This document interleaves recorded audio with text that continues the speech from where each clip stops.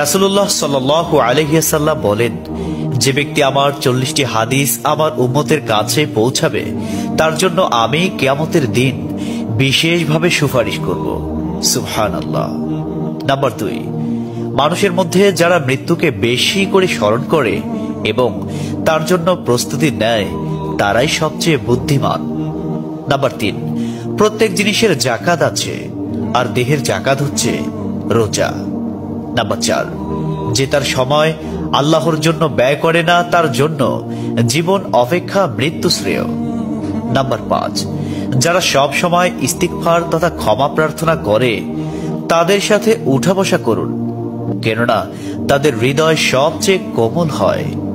Number 6, তুমি যত সিজদা দিবে আল্লাহ তত গুণা তোমার মাফ করে দিবেন।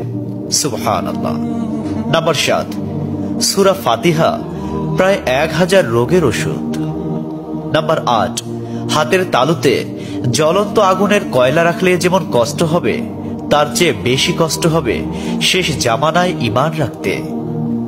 নাম্বার 9, রোজাদারদের জন্য প্রতিদিন জান্নাতকে সুসজ্জিত করা হয়। সুবহানাল্লাহ। নাম্বার 10, রাসূল সাল্লাল্লাহু আলাইহি ওয়াসাল্লাম বলেছেন, কিয়ামতের দিন সব নবীর চেয়ে আমার উম্মতের সংখ্যা বেশি হবে এবং আমি সর্বপ্রথম জান্নাতের দরজা খুলব। সহিহ মুসলিম, হাদিস নম্বর 196।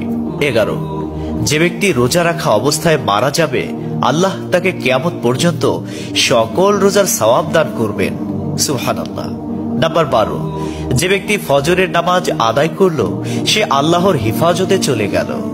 নাম্বার 13, রাসূলুল্লাহ সাল্লাল্লাহু আলাইহি ওয়াসাল্লাম বলেছেন, রোজা ও কোরআন কিয়ামতের দিন মানুষের জন্য সুপারিশ করবে। মুসনাদে আহমদ, হাদিস নম্বর 6626।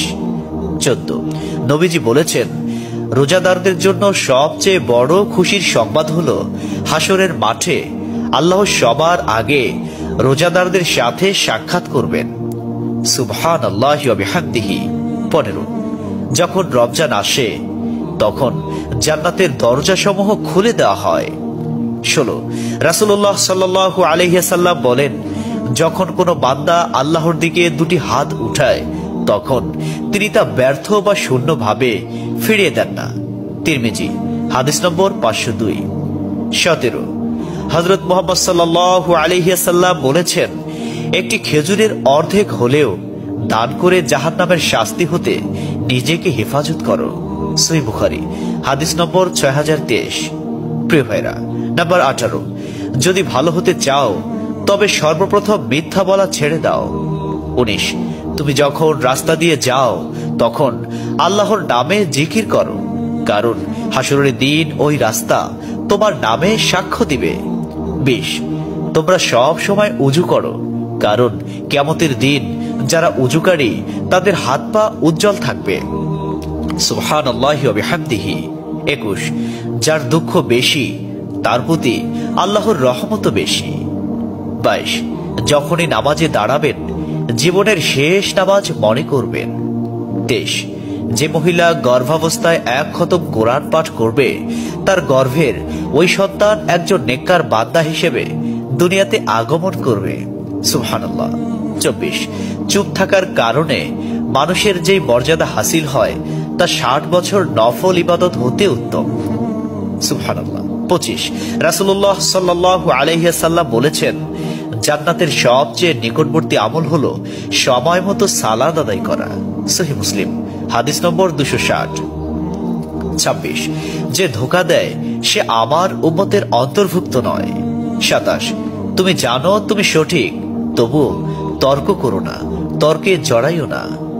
28, হযরত মুহাম্মদ সাল্লাল্লাহু আলাইহি ওয়াসাল্লাম বলেছেন, তোমরা বিপদে পড়ে মৃত্যু কামনা করবে না, বরং বলবে, হে আল্লাহ, যে পর্যন্ত জীবিত থাকা আমার জন্য কল্যাণকর আমাকে ততক্ষণ জীবিত রাখুন, এবং যখন মৃত্যু আমার জন্য কল্যাণকর তখন তুমি আমাকে মৃত্যু দাও। 29, সূরা ইয়াসিনকে কুরআনের হৃদয় বলা হয়।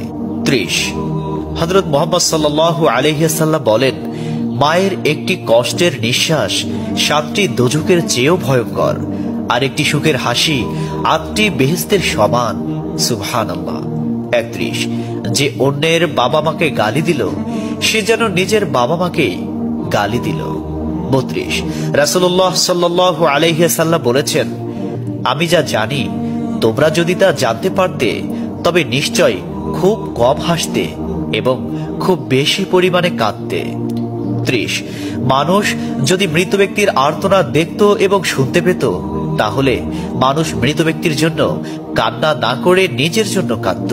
34 মহানবী সাল্লাল্লাহু আলাইহি ওয়াসাল্লাম বলেছেন, সূরা ফাতিহা তোমরা ধীরে ধীরে পাঠ করো, কারণ মহান আল্লাহ নিজে তার জবাব দেন। সুবহানাল্লাহ। হাদিস সূত্র মুসলিম 910।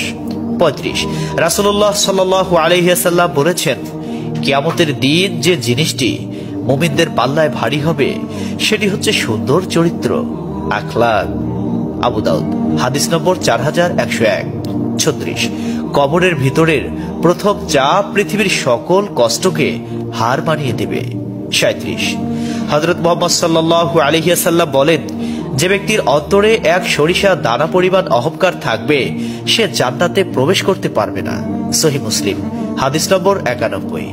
38 কিয়ামতের দিন ওই ব্যক্তির জন্য সুপারিশ করা হবে যে প্রচুর শীত উপেক্ষা করেও ফজরের নামাজ আদায় করল। 39 নিশ্চয় মহান আল্লাহ নম্র, তিনি নম্রতাকে পছন্দ করেন। তিনি নম্র স্বভাবের লোকদেরকে যা দান করেন তা কঠিন স্বভাবের লোকদের দান করেন না। আবু দাউদ হাদিস নম্বর 4807। 40 কবর মানুষকে দিনে 70 বার স্মরণ করে এবং ডাকে। আল্লাহ সুবহানাহু ওয়া তাআলা আমাদের সঠিক জ্ঞান এবং বুঝার তৌফিক দান করুন এবং আমাদের এই সমস্ত হাদিস সমূহের উপর আমল করার তৌফিক দান করুন। আমিন।